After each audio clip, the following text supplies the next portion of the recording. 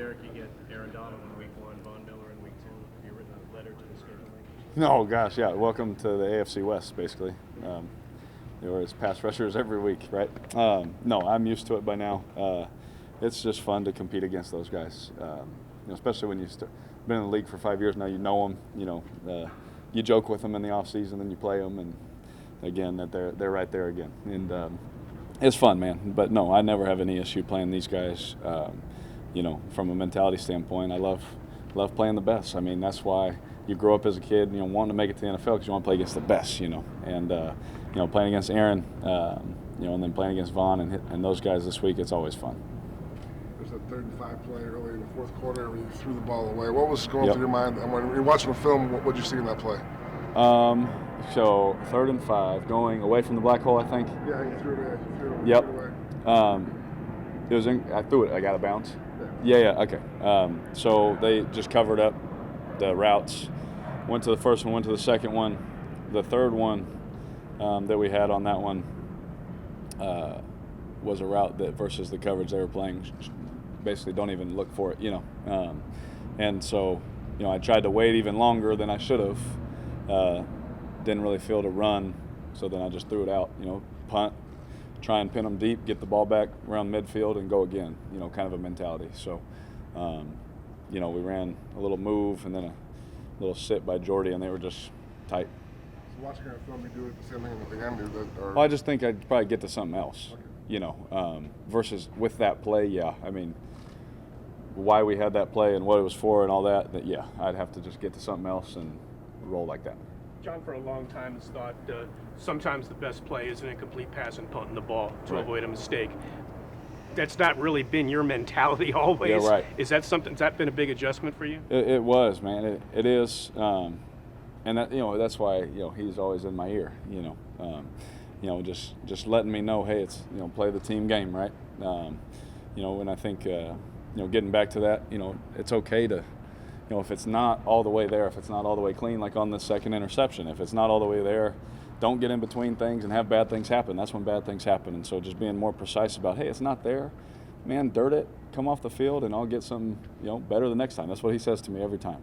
And, so just learning that and, just correcting that inside my mentality, trying to dial that back. But at the same time, he loves it too at certain points. But just, again, finding that line together to avoid the mistakes. You guys got Martavis Bryant back today, and John says he thinks he's it because his words were we think he's in a great place right now. Yeah. It's kind of a rough training camp for him, missing practices and that sort of thing.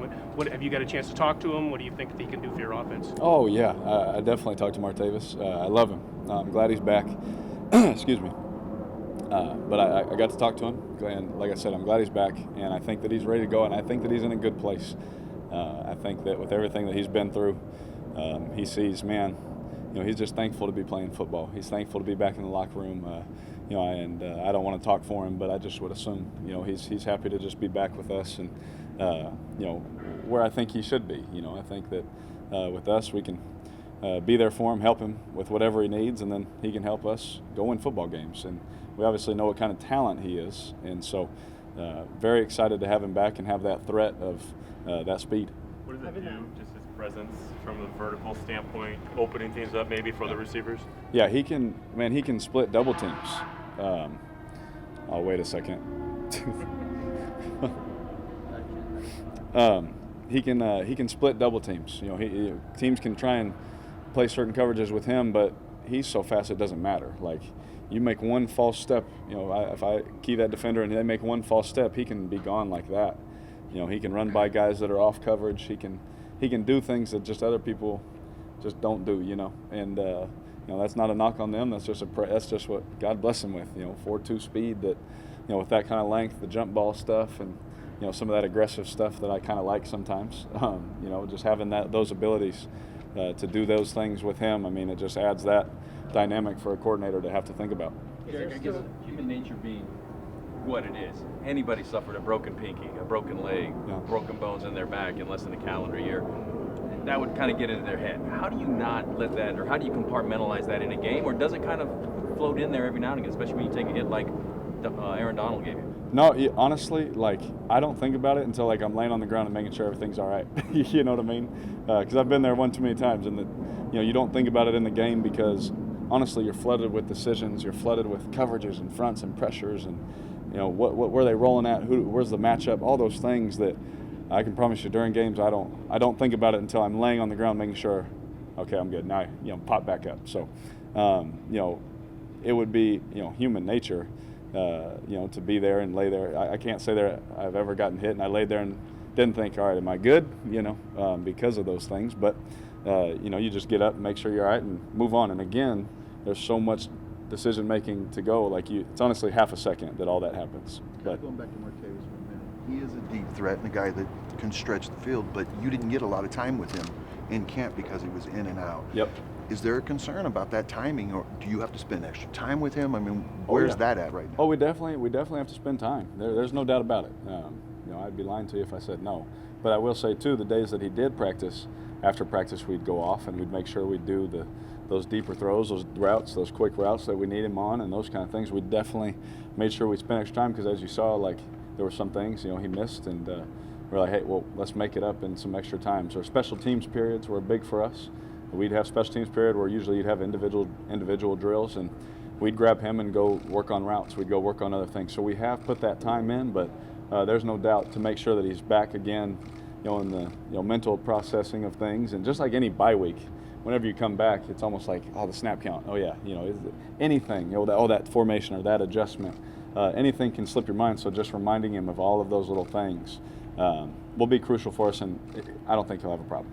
Jared is labeled with the tight ends, but he was moving to a lot of different receiver spots in the slot. I think outside once maybe. Mm-hmm. His versatility, just as a pure receiver, does that kind of help? Like, what kind of dimension does that bring? Because he can line up so many spots. It helps, and honestly, it's like a tough decision sometimes because versus certain coverages, it's like, well, we have certain coverage. I can go to Jared, obviously, or I can go to Coop, or I can go to Jordy, and it's like, it's a good problem to have, to be honest with you, because we can move him in a whole bunch of different spots. I mean, there was one play, I think it was for a first down, we threw it to Jared, and Coop pops open. And then you turn the film on, it's like, well, why'd you go there? I was like, well, the guy had 180 yards, he was feeling it, So, I always question myself, like those fine decisions, do you go here, do you go here?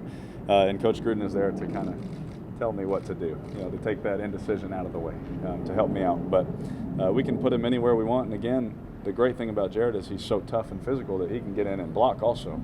So we're not one-dimensional when he's in the game. And that's a big point for us because if every time he was in and it was passed, that would be easy for coordinators. But for him to be able to play tight end and then go play receiver in the slot or out wide is big time for us. Is it difficult thing is the right term, but you have a guy like Amari who's a talented player with the ball in his hands, but navigating the fine line between getting him the ball and not forcing it to him, is that a delicate balance? It is, and early in my career it was something I would do it with Coop and Crab, man, they're so good, you want to force that pass, but it's like, but this matchup over here with Seth's a little bit better, this concept, this route, and I would have some indecisions early on in my career, whereas now it's like, guys, I'm making the best decision for our team on that play. And obviously I don't do it perfect every time, we know that, but I'm going to do my best to make the best decision. Hey, let's just roll after that. I'm not going to force it. I'm not going to force the issue, because when you do that, that's where, just wasted plays happen. If they end up covering it and you just throw it away, just because you were reading that when you could have went somewhere else, like that's where, I would get caught earlier on in my career, where now I'm just trying to play the game. Jack, see, there were a couple plays where Amari did get deep open and you didn't throw to him. Were those misreads by you? Him getting open deep? Well, there was one, I know exactly what he's talking about, and I threw it to Jared. We ended up getting the first down. That's the one I was talking about, where you sit there and you're like, oh man, we had a chance at that, but there's a matchup there where, we ended up picking up the first down. It's like, where's that fine line where, I'm not going to second guess any time, on the line of scrimmage, like, oh, he could possibly win on this one. It's not for sure, but I know for sure what's going to happen over here, so it's just one of those things where, even Coach and I talked about it. He keeps reminding me, hey, did you see it? Yeah, I saw it. He's like, okay, just as long as you're seeing it, those kind of things, we're good. So I know exactly what play he's talking about because I saw the same one. couple more guys. These guys are always so tough defensively. Yes. What's the biggest challenge facing Denver? I mean, obviously you got to protect. You got to protect against Vaughn. You got to do those things.